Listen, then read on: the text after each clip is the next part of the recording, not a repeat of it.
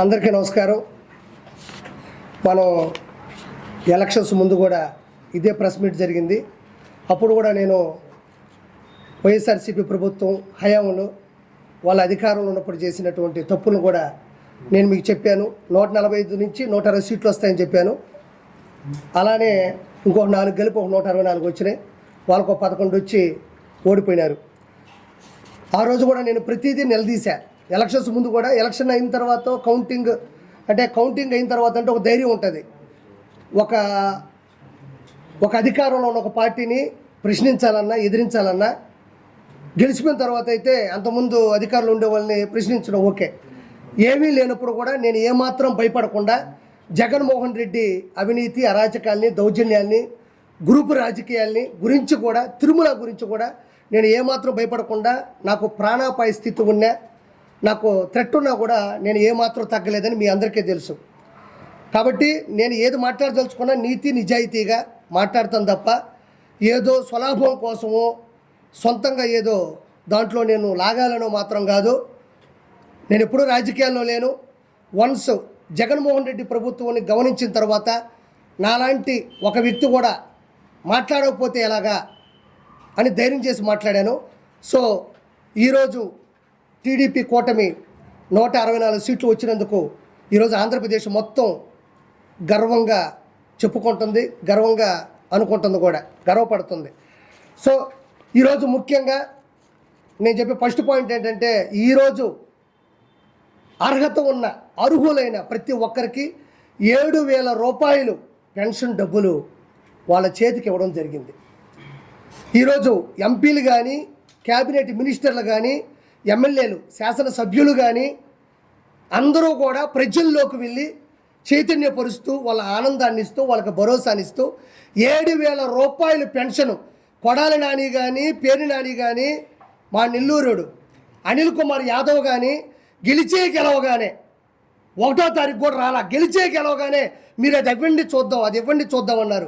ఈరోజు చెప్పిన మాట ప్రకారం 7,000 రూపాయలు పింఛన్ని వాళ్ళ ఇంటికి పంపించడం జరిగింది. 4,000 ప్లస్ 3,000 7,000 కూడా ఈరోజు ఇవ్వడం జరిగింది. మీరు కావాలంటే చెక్ చేసుకోవచ్చు. ప్రతి చోట కూడా ఈరోజు టీడీపీ కూటమి చెప్పిన మాటను నిలబెట్టుకుంది.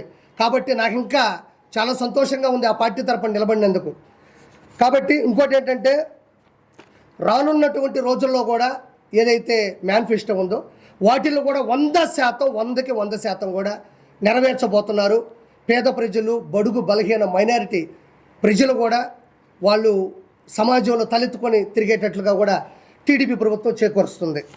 ముఖ్యంగా నేను చెప్పేది ఏంటంటే నేను ఫస్ట్ నుంచి చెప్పేది, నేను చెప్పిన తర్వాత కూడా చాలామంది మాట్లాడినారు.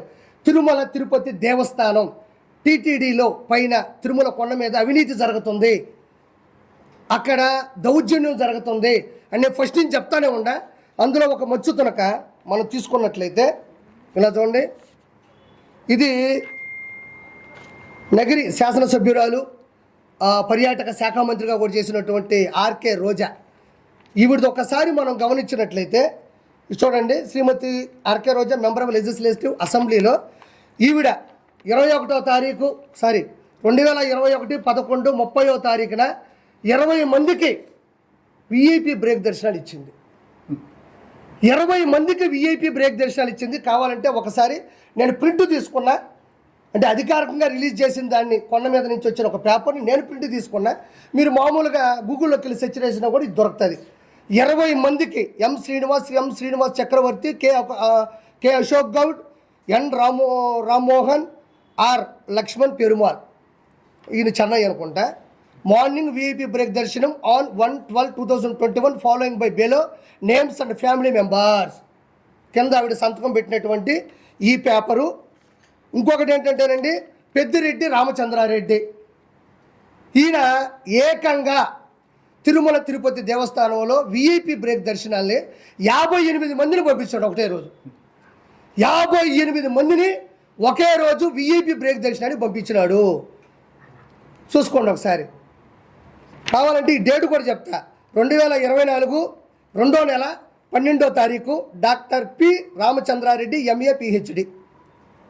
చూడండి ఆయన సంతకం కూడా పెట్టాడు. 58 మందిని కూడా పంపించినాడు. అంటే పాపం ఏ క్యాడర్ అయినా, ఏ కేటగిరీ అయినా, ఏ ఎంపీ అయినా, ఏ క్యాబినెట్ మినిస్టర్ అయినా, ఏ సెంట్రల్ మినిస్టర్ అయినా, ఏ శాసనసభ్యులైనా, ఏ గెజిటెడ్ ఆఫీసర్ అయినా, ఏ సెలబ్రిటీ అయినా, ఏ విఐపి అయినా, అధికారులు జడ్జిలైనా, ఏదైనా కూడా టీటీడీ బోర్డులో ఒక రూల్ ఉంటుంది. ఎంతమందిని పంపించవచ్చు అనేది ఒక శాసనమో, ఒక ఫార్ములానో, ఒక ఫండమెంటల్ థియరీ ఉంటుంది. వీళ్ళు అడ్డదిడ్డంగా సంబంధం లేకుండా 151 సీట్లు వచ్చిన అధికార గర్వంతో, అహంకారంతో, అధికార దుర్వినియోగంతో 58 మందిని పెద్దిరెడ్డి రామచంద్రారెడ్డి 20 మందిని రోజా, అంటే ఒక్క రోజులో అతను 58 మందిని, ఈవిడ 20 మందిని పంపించిందంటే 151 శాసనసభ్యులు, 22 మంది ఎంపీలు, ఇంకా సెంట్రల్ మినిస్టర్లు, క్యాబినెట్ మినిస్టర్లు, అంటే ఇద్దరే ఇంతమందిని పంపిస్తే ఒక రోజులో 365 ఇంటూ 5 సంవత్సరాల్లో ఈ ఎంపీలు, సెంట్రల్ మినిస్టర్లు, క్యాబినెట్ మినిస్టర్లు, శాసనసభ్యులు వీళ్ళందరూ కలిసి వాళ్ళు ఒక్కొక్క లెటర్ హెడ్ మీద ఎంతమందిని పంపించుంటారని నేను అడుగుతా ఉన్నా.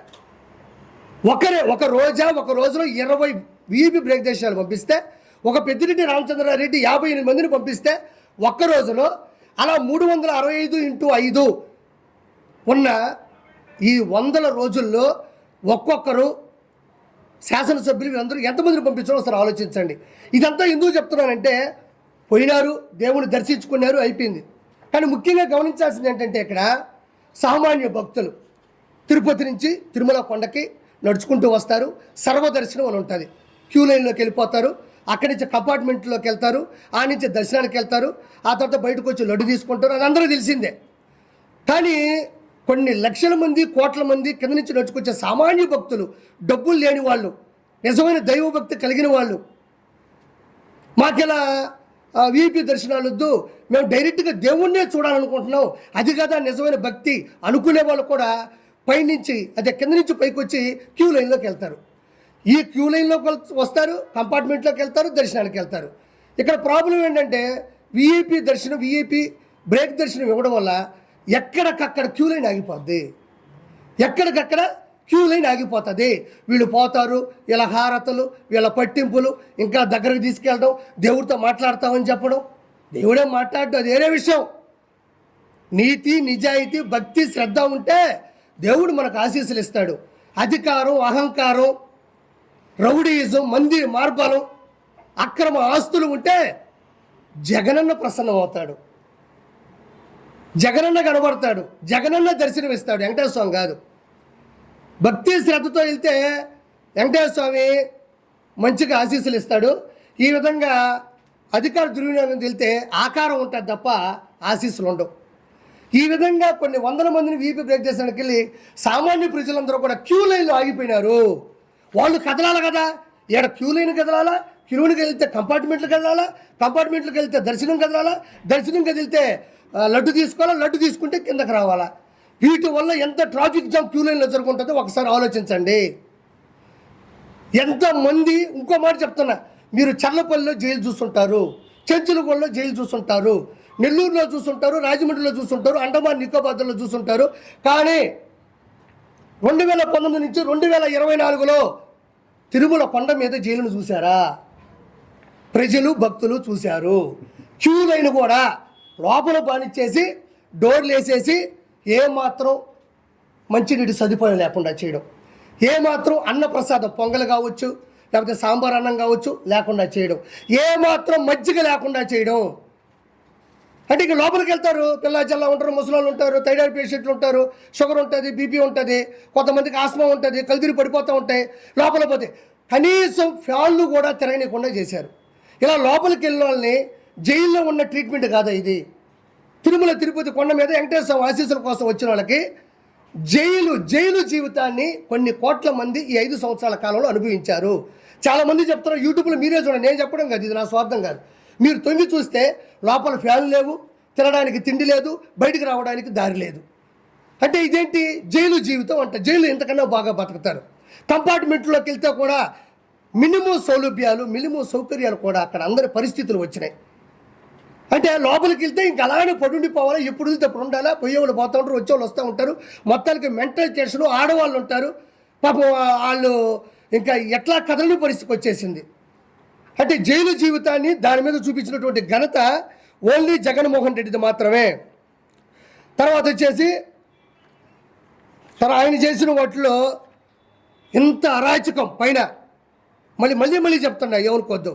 పైన కింద నుంచి వచ్చే జనాలకి పులి భయం పెట్టాడు, కర్ర ఇచ్చి స్టిక్కర్ వేసుకున్నాడు. పైకి వచ్చిన తర్వాత వాటర్ బాటిల్ 75 రూపాయలు, గాజుది 75 రూపాయలు, 20 రూపాయలు ఉండాల్సినటువంటి వాటర్ బాటిల్ 75 రూపాయలు పెట్టాడు. తిరిగి ఇస్తే డబ్బులు ఇస్తా అన్నాడు. భక్తులు తిరిగి ఆ నీళ్ళన్నీ దాగేసి ఆడిచ్చేసి పోతారు. అది ఎలాగో కుదరదు. ఆ టెండర్లంతా ఎవరికి ఇచ్చినారు?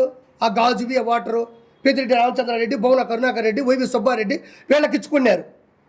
ధర్మారెడ్డి ఎగ్జిక్యూటివ్ ఆఫీసర్గా ఉన్న నేతృత్వంలో. దాని తర్వాత అన్నదానంలో అన్నం ఉడికేది కాదు, సాంబార్ పాసిపి ఉండేది, పచ్చడి స్మెల్ వచ్చేది. దాన్ని నాశనం చేశారు. హుండీలో ప్రతి ఒక్కరూ ముడుపులు చెల్లించుకుంటారు. మొక్కులు తీర్చుకునే పద్ధతిలో వాళ్ళు మంగళ సూత్రాలు కూడా వేసేస్తారు కొంతమంది భక్తులు. ఆ డబ్బులకు కూడా పరకామంలో లెక్క పెట్టాల్సిన సందర్భాన్ని కూడా నాశనం చేశారు. రెండో పాయింట్ ఏంటంటే ఆ హుండీకి ఉన్నటువంటి పవిత్రమైనటువంటి ధర్మాన్ని కూడా ఉల్లంఘించి ఎక్కడో ఫామ్ హౌస్లోనో ఎక్కడో గెస్ట్ హౌస్లో కూడా లెక్క పెట్టినటువంటి పరిస్థితి ఎదురైంది. గోవిందనామ స్మరణాలు, భక్తి భజనలు, కీర్తనలు ఎక్కడా కూడా భక్తి పారవశ్యం ఎక్కడ కనబడకుండా జగన్మోహన్ రెడ్డి చాలా జాగ్రత్త పడ్డాడు. దాంతోపాటు ప్రైవేటు హోటల్స్ని చాలా ఎంకరేజ్ చేశాడు. 1000 రూపాయల భోజనం, 1500 భోజనం, 500 నుంచి మినిమం భోజనాలు పెట్టడం మొదలెట్టాడు. పైన నేను ఈరోజు మాటిస్తున్నా, ఆల్రెడీ ఈరోజు కూడా ప్రక్షాళన మొదలైంది. పైన మాంసం కూడా వండుకొని తిన్నారు.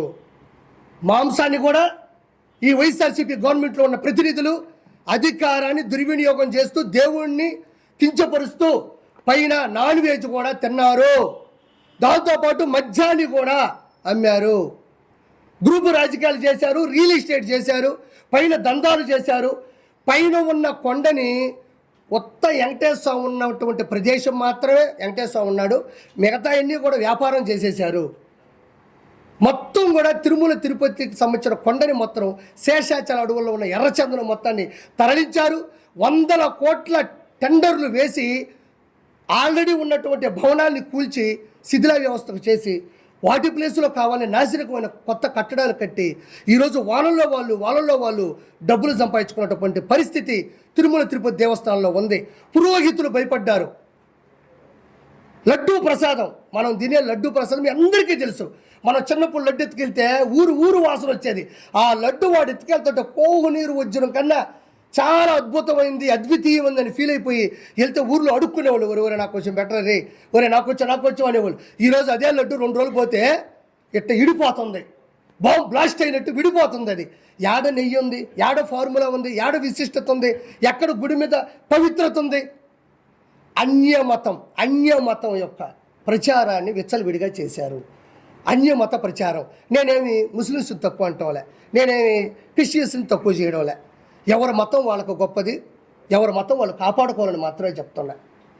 ఈ విధంగా దౌర్భాగ్యమైన పరిస్థితులు పైన నెలకొల్పడం జరిగింది. దానివల్ల ఈరోజు ఏం జరిగింది? నేను ఇంకో మాట చెప్తున్నా మీకు. అతను ఓడిపోయింది ట్యాంపరింగ్ వల్ల అంటున్నారు. ట్యాంపరింగ్ వల్ల కాదు, నేను చెప్తారా గుర్తుపెట్టుకోండి. వైఎస్ జగన్మోహన్ రెడ్డి 11 సీట్లు పరిమితమై అట్టో ఫ్లాప్ అయింది. ట్యాంపరింగ్ వల్ల కాదు, ఈవీఎం మిషన్ల వల్ల కాదు. అలా అనుకుంటే మోడీ గారి 400 సీట్లు వస్తాయని చెప్పుకున్న వ్యక్తి ప్రధానమంత్రి నరేంద్ర మోడీ గారు ఆల్రెడీ 2 సార్లు అయిన వ్యక్తి ఆయన ట్యాంపరింగ్ చేసుకున్న 400 ఎంపీ సీట్లు వేసుకోలేడా? మరి అదే ఎంపీ స్థానం ఉండేటువంటి అయోధ్య ఆ స్థానమే కోల్పోయాడే, ఆయన ట్యాంపరింగ్ చేసుకోలేడా? ట్యాంపరింగ్ వల్ల కాదు, ఆంధ్రప్రదేశ్లో వైఎస్ఆర్సీపీ తుడిచిపెట్టుకుపోయింది. నేను ఒక క్వశ్చన్ మిమ్మల్ని సూటిగా అడుగుతున్నా, ప్రశ్నని నాకు చెప్పండి. ఇప్పుడు కూటమిలో ఎన్ని పార్టీలు కలిసాయి?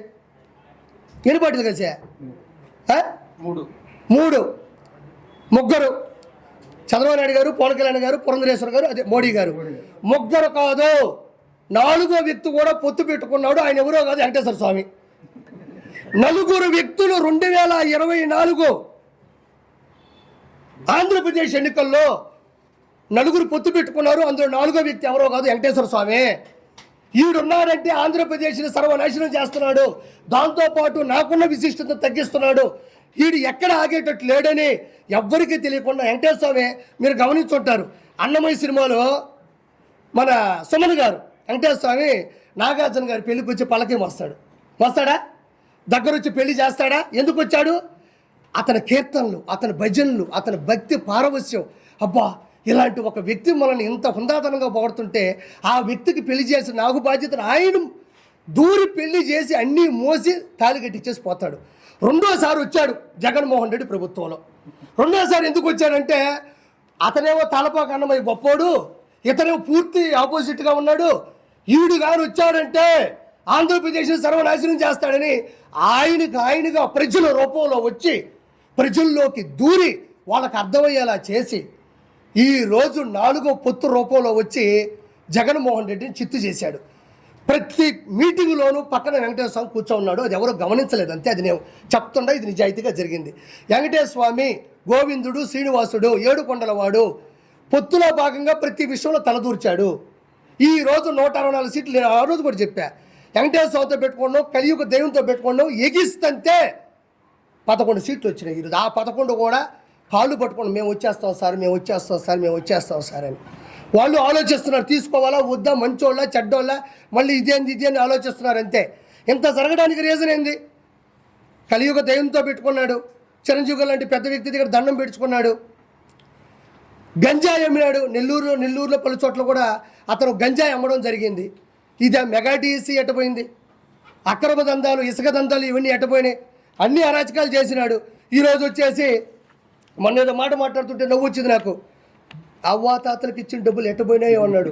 అవ్వాతాతలకు ఇచ్చిన డబ్బులు ఏడా పోలా, అవ్వాతాతలకే పోయినాయి. అవ్వాతాతలకు ఇచ్చిన డబ్బులు ఏమన్నా రాజారెడ్డి డబ్బులా, వైఎస్ రాజశేఖరరెడ్డి డబ్బులా, నీ డబ్బులా? నువ్వు డబ్బులు ఇచ్చినావు, డబ్బులతో పాటు గంజాయి ఇచ్చినావు, ఆటోకి ఇచ్చినావు, ఆటోతో పాటు రిపేర్లు ఉండే రోడ్లు ఇచ్చినావు, పిల్లకాయలకి స్కూల్కి సున్నాలు వేసినావు, ఇంగ్లీష్ మీడియం స్కూల్లో నువ్వే అన్నావు, శ్రీరెడ్డి దగ్గర బూతులు నువ్వే తిట్టించి అలా ట్యాబుల్లో పూర్తిగా వినేటట్టు నువ్వే పెట్టినావు. చదువు అంటావు, బూతులు తిట్టించి వాళ్ళకి నెల చేస్తావు. ఆటో 10,000 అంటావు, ఆటో బొక్క బోర్లో పడే రోడ్లు వేసావు. 10,000 నువ్వు ఇస్తున్నావు, ₹1,00,000 అవుతుంది. అవ్వకేమో డబ్బులు ఇస్తున్నావు, మనోడికేమో గంజాయి ఇస్తున్నావు. ఇవన్నీ చెప్పు. నేను వైఎస్ఆర్సీపీ నాయకుల్ని ఒకే ఒక మాట మాట్లాడుతూ ఉన్నా, మీకు దమ్ముంటే గంజాయి అమ్ముతున్నారని అందరూ చెప్తారు, మేము గంజాయి అమ్మలేదని చెప్పగలరా? తిరుమల తిరుపతి దేవస్థానాన్ని సర్వనాశనం చేసి చెప్తున్నారు, మేము సర్వనాశనం చేయలేదని చెప్పగలరా? ఎందుకు చెప్పట్లేదు మీరు? మాస్క్ అడిగినటువంటి సుధాకర్ గారు చంపేసని అందరూ చెప్తున్నారు, మేము చంపలేదని బలగుద్ది చెప్పగలరా? ఇసుక దందాలు చేశారంటున్నారు, మేము చేయలేదని మీరు చెప్పగలరా? అమర్ గౌడ్ అని ఒక పిల్లడు వాళ్ళ అక్క మీద ఏదో చేస్తే అబ్బాయి కిరోసిన్ పెట్టి తగలబెట్టేశారు, మేము చంపలేదని మీరు చెప్పగలరా? ఆరోగ్యశ్రీని మద్దులు ఆపేసామని మీరు చెప్పగలరా? అమ్మఒడి మద్దులు ఆపేశారు సిగ్గు లేకుండా, అది మీరు చెప్పగలరా? వాలంటరీ వ్యవస్థని మీకు అనుకూలంగా పెట్టుకొని వాలంటరీ వ్యవస్థ చేత ఎడ్డి చాకరీ చేయించుకున్నారు, అది నిజం కాదా? ఈరోజు ఏమైంది? చంద్రబాబు నాయుడు గారు అత్యధిక మెజార్టీతో గెలిచారు. ఈరోజు మన లోకేష్ బాబు గెలిచాడు మంగళగిరిలో. అదేవిధంగా 21% మన పవన్ కళ్యాణ్ గారు గెలిచారు. ఈరోజు మీకు ప్రతిపక్ష ఫస్ట్ ప్రత్యేక హోదా అడిగాడు, దాని తర్వాత ప్రతిపక్ష హోదా అన్నాడు. ఈరోజు ఏమంటున్నాడు? 11 సీట్లు గల్లంతే లోపల బెంగళూరు పోయినాడు. బెంగళూరులో శివకుమార్ గారితో ఏదో ఫోటో లీక్ అయింది, దానికి పూర్తి ఆధారాలు లేవు కాబట్టి మనం మాట్లాడకూడదు ఆ విషయంలో. నేను ఒక సూటి ప్రశ్నిస్తుండా. రోజా ఒకరోజు ఒక మాట అనింది, ఆర్కే రోజా ఏమనిందంటే, ఇట్ట పెట్టి జగన్ సార్ చిటికిన వేలు మీద ఉన్న వెంట్రుకు కూడా పీకలేరు అనింది. ఎంట్రుకి ఏం కర్మ? వెంకటేశ్వర స్వామి మీ అన్న సీఎం పదవే బీకేశాడు, అన్నకే ప్రత్యక్ష హోదానే బీకేశాడు. అన్నని భయపెట్టి బెంగళూరుకే పంపించేశాడు. చెప్పకుండా నేను విన్నాను, నేను ఉన్నాను అని ఎలా చేశాడు వెంకటేశ్వర స్వామి. ఇంకా డైలాగులు ఆపి డైలమాలో పడకుండా సిగ్గు శరం నీతి నిజాయితీ ఉంటే మీరు మాట్లాడండి, పద్ధతిగా మాట్లాడండి, ప్రశ్నించుకోండి. ముందు మీకు అసెంబ్లీ ఉండాలి కదా. అసలు ప్రాబ్లం ఏంటంటే ఎవరైతే అతిగా మాట్లాడారో ఒకరు కూడా అసెంబ్లీలో లేకుండా పోయినారు. ఈరోజు మా కర్మ అది. అసెంబ్లీలో ఎవరైతే అత్యుత్సాహంతో మాట్లాడినారో, దుర్వినియోగంతో మాట్లాడారో ఒక్కరు కూడా ఈరోజు లేకుండా పోయింది. కాబట్టి నేను చెప్పేది ఒకటే, ఈరోజు 20 మందిని తీసుకెళ్లిన రోజా 3,000 కోట్ల రూపాయలు సంపాదించింది అని ఒక సామాన్యుడు, ఒక కమీడియన్, ఒక నెల్లూరు పెద్దారెడ్డి చేపల పులుసు పెట్టుకున్న ఒక కిరాయి కార్పి అంటున్నాడు, నీకు దమ్ము ధైర్యం ఉంటే డిబేట్లోకి రాగలవా? 3,000 కోట్ల రూపాయలు నువ్వు మీ అన్నదమ్ములు ఇద్దరు కలిసి ఎత్తేసారన్నది నిజం కాదా? అనిల్ కుమార్ యాదవ్కి 5,000 కోట్ల రూపాయలు నెల్లూరు ఎంపీగా ఉన్నప్పుడు సంపాదించినాడు. ఇది నిజం కాదా? పేరుని నాని కొడుకు అడ్డం పెట్టుకొని గంజాయిని పెంచి డబ్బులు సంపాదించాడు. అది నిజం కాదా? పెద్దిరెడ్డి రామచంద్రారెడ్డికి 1,000 కోట్లు ఉన్నాయి, మిథున్ రెడ్డికి 1,000 కోట్లు ఉన్నాయి, బొమ్మన కరుణాకర్ రెడ్డి, వైవి సుబ్బారెడ్డి, ధర్మారెడ్డి, వీళ్ళందరూ కూడా 1,000 కోట్ల రూపాయలు డబ్బులు. నేను ఇంకో మాట చెప్తున్నా, ఆంధ్రప్రదేశ్లో ఏ శాఖలో కూడా అభివృద్ధి 1% కూడా జరగలేదు. కానీ టెండర్లు వేసి బిల్లులకి సంతకాలు పెట్టి డబ్బులు తీసేసుకున్నారు. ఇది వాస్తవం. ఇప్పుడు చంద్రబాబు నాయుడు గారు అతను ఎంతో కొంత చేసుంటే కదా కొనసాగించాలి, ఎంతో కొంత చేసుంటే కదా దాన్ని మిగతాది తీసుకెళ్ళాలి. 1% కూడా అభివృద్ధి లేకపోవడం వల్ల ఈరోజు 13 లక్షల కోట్ల అప్పుని జగన్మోహన్ రెడ్డి పెట్టి ఋషికొండని బోడికొండ కొట్టి 500 కోట్ల రూపాయలతో ప్యాలెస్ కట్టుకున్నాడు. తాలేపటి ప్యాలెస్లో 986 మంది ప్రైవేట్ సెక్యూరిటీని పెట్టుకున్నాడు. 1000 కోట్ల రూపాయల అధికార దుర్వినియోగాన్ని ప్రైవేటు సెక్యూరిటీ కోసం ఆధునీకరణమైనటువంటి మన చుట్టుపక్కల ఆయన సెక్యూరిటీకి ఉన్న మిషన్స్ కోసం ఖర్చు పెట్టాడు. ప్రతి జిల్లాకి ఒక ప్యాలెస్ కడదామని ట్రై చేశాడు. ఈరోజు ఏమైంది? ఏ ప్యాలెస్ లేకుండా సంకనాగిపోయాడు వైఎస్ జగన్మోహన్ రెడ్డి. కాబట్టి నేను మీకు ఏం చెప్తున్నానంటే, ఇప్పుడు తిరుమలలో వెంకటేశ్వర సాక్షిగా, వెంకన్న సాక్షిగా ఇప్పుడు మళ్ళీ ప్రక్షాళన మొదలైంది. మీరు యూట్యూబ్లో కూడా చూడొచ్చు. భక్తులు చెప్తున్నారు కింద నుంచి మళ్ళీ టోకన్లు కడుతున్నారు. ఇంతకుముందు 1200 మీటర్ దగ్గర టోకన్ కడుతున్నారు. ప్రజలారా ఒకసారి చూడండి. మీరు ఆ ప్రభుత్వంలోకి వెళ్ళి ఇబ్బందులు పడి మీరు చాలా అగసాట్లు పడి పైకి రావడం మానేసిన వాళ్ళు చెప్తున్నా. కింద నుంచి వచ్చే వాళ్ళకి టోకన్ ఉంది, మంచి సెక్యూరిటీ ఉంది, మధ్యలో మజ్జిగ ఉన్నాయి, సాంబార్ అన్నం ఉంది, పైకి వస్తే క్యూ లైన్లో ఫ్యాన్లు ఉన్నాయి, అన్నదాన ప్రసాదం ఉంది, మంచిగా మజ్జిగ ఉంది, మంచి రెస్పెక్ట్ ఉంది, కంపార్ట్మెంట్లోకి వెళ్తే మంచి టీవీలు పెడుతున్నారు, దేవుడి దర్శనం బాగుంది, వీపీ బ్రేక్ దర్శనాలు తగ్గించినారు. కాబట్టి ఇప్పుడు వెంకటేశ్వర స్వామి తిరిగి వచ్చాడు. ఇంతకుముందు లేడు. 5 సంవత్సరాలు వెంకటేశ్వర స్వామి ఆ కొండ మీద లేడు, అలిగి వెళ్ళిపోయాడు. వెంకటేశ్వర స్వామి లేడు 5 సంవత్సరాలు. ఇప్పుడు మళ్ళీ వచ్చాడు. కాబట్టి ఏదైనా పైకి వెళ్ళి సంతోషంగా దర్శనం చేసుకోండి. ఆ ప్రక్షాళన మొదలైంది. కానీ ఇంకొక మాట చెప్తున్నా, నా వయసుకి ఒకే ఒక మాట చెప్తున్నా, అతను వదిలేసిన ప్రాజెక్టులన్నీ కూడా కొనసాగించాలంటే అతను అప్పుల్లో వదిలేసి వెళ్ళిపోయాడు. ఇప్పుడు కొనసాగించాలంటే కొంత సమయం పడుతుంది. ఈరోజు కూడా 7,000 రూపాయలు పింఛన్ ఇచ్చారు. అది చిన్న చితక విషయం కాదు. ఎన్ని వేల కోట్లు మీరు ఆలోచించాలి. అతను నేను 4,000 ఇస్తాను, 3,000 ఇచ్చాడు ఫస్ట్, తర్వాత 250 లాస్ట్ అది కూడా ఆపేశాడు. కాబట్టి బాగా పెట్టించు అంటే విడతల వారీగా ఇచ్చాడు. చంద్రబాబు నాయుడు గారు ఒకేసారి చెప్పిన అమౌంట్ ఇచ్చాడు, ఇచ్చుకుంటూ పోతూ ఉన్నారు. పోలవరం ప్రాజెక్టు కూడా అత్యాధునికమైనటువంటి టెక్నాలజీ మొన్న సర్వే కూడా చేశారు, అది కూడా ఫినిష్ అవుతుంది. పిల్లకాయలకు సంబంధించింది ఇటీఎం పిల్లకాయలు చదువుకుని పిల్లకాయలకు సంబంధించింది కూడా ఒక స్టేట్మెంట్ వచ్చింది ఇప్పుడు చంద్రబాబు నాయుడు గారు. అంటే అన్నీ అవుతాయి ఒకేసారి చిటికేస్తే అయ్యే పనులు కాదు ఇవి. 5 సంవత్సరాలు పూర్తిగా రౌడీజము, పూర్తిగా వైఎస్ జగన్మోహన్ రెడ్డి ప్రభుత్వంలో హయాంలో అధికార దుర్వినియోగం జరిగినట్టు, వాళ్ళ ఎమ్మెల్యేలు సంపాదించుకున్నంత 1,000 కోట్ల డబ్బులు ఈ భారతదేశ గడ్డ మీద ఏ ప్రభుత్వంలో కూడా జరగలేదన్నది వాస్తవమైన మాట. తర్వాత వచ్చేసి ఒక చిన్న మాట మీడియా మిత్రులకి కొంచెం ఓపికగా వింటున్నారు పాపం. ఇటు చూడండి, ఇది అధికారికంగా చెప్పినటువంటి లోకేష్ బాబు గారి మాట. ఇది అంటే మనం ఎలక్ట్రానిక్ మీడియా ఉంటుంది, మన పేపర్లో వేసిన యూట్యూబ్లో వేసిన మాటే, అది మందే అవుతుంది అఫీషియల్. 6 లక్షల మంది విద్యార్థుల జీవితాలలో వెలుగులు. వైకాపా ప్రభుత్వ హయాంలో విద్యా దీవెన, వసతి దీవెనకు 3,450 కోట్ల బకాయిలు పెట్టిన వైసీపీ ప్రభుత్వం. బకాయిలు ఉండడంతో విద్యార్థుల సర్టిఫికేట్లు రాకపోతున్న ఇబ్బందులను తొలగించేలా విద్యా సంస్థల యాజమాన్యాలను సర్టిఫికేట్లు ఇవ్వాలని ఆదేశించిన మంత్రి నారా లోకేష్. ఇది సంసారబద్ధమైనటువంటి గవర్నమెంటు. అంటే వచ్చి రాగానే పాపం ఎన్ని ఇబ్బందులు ఉన్నా కూడా ప్రవేశపెట్టారు. ఇంకోటి విద్యార్థులకి తీపి కదురు. ఇదేనమ్మా, ఇంకేమైనా ఉందా? మెగా డిఎస్సీ మీద కూడా సంతకాలు పెట్టారు. ఇంకోటి కూడా నవ్వుకుంటారు అందరూ. మంచి ముందు ఆంధ్రప్రదేశ్కి వచ్చింది, మంచి ముందు వచ్చింది పాపం. అంటే ఒక ఆవిడ అనింది, నిజంగా జరిగింది నెల్లూరులో, నా బట్ట వల్ల నా భర్త చచ్చిపోయాడు అనింది. వాస్తవం చెప్తున్నా, నా బట్ట వల్ల నా భర్త చచ్చిపోయాడు అనింది. బట్ట అనేది ఎవరో మీరే తీసుకోండి, నాకు అనవసరం. అది వెంకటేశ్వర సాక్షిగా చెప్తున్నా, ఇది జరిగింది. ఆ వెంకటేశ్వర స్వామితో పెట్టుకున్నాడు, అతను పోయాడు. ఇప్పుడు నేను పెట్టుకుంటే నేను పోతానుగా, నేనేం భయపడను. నా బట్ట వల్ల నా భర్త పోయాడు, నా పసుపు కుంకులు రాలిపోయాడు. ఏంటంటే ఏందయ్యా ముందు. ఇప్పుడు మా వాళ్ళు కష్టపడతారు, 500-700 సంపాదించుకుంటారు. ఆటో పనిచేసే ఆటో, టిప్పర్ దగ్గరికి వెళ్ళి టిప్పరు, ఎవరైనా కష్టపడతారయ్యా. వద్దన్నా వాళ్ళు తాగుతారు. తాగేదేదో మంచి ముందు తాగితే పాపం తిని కడుపు నిండా కాసేపు పరిస్థితి అరసరి పడుకుంటారు. ఈయన బట్ట వచ్చాడయ్యా.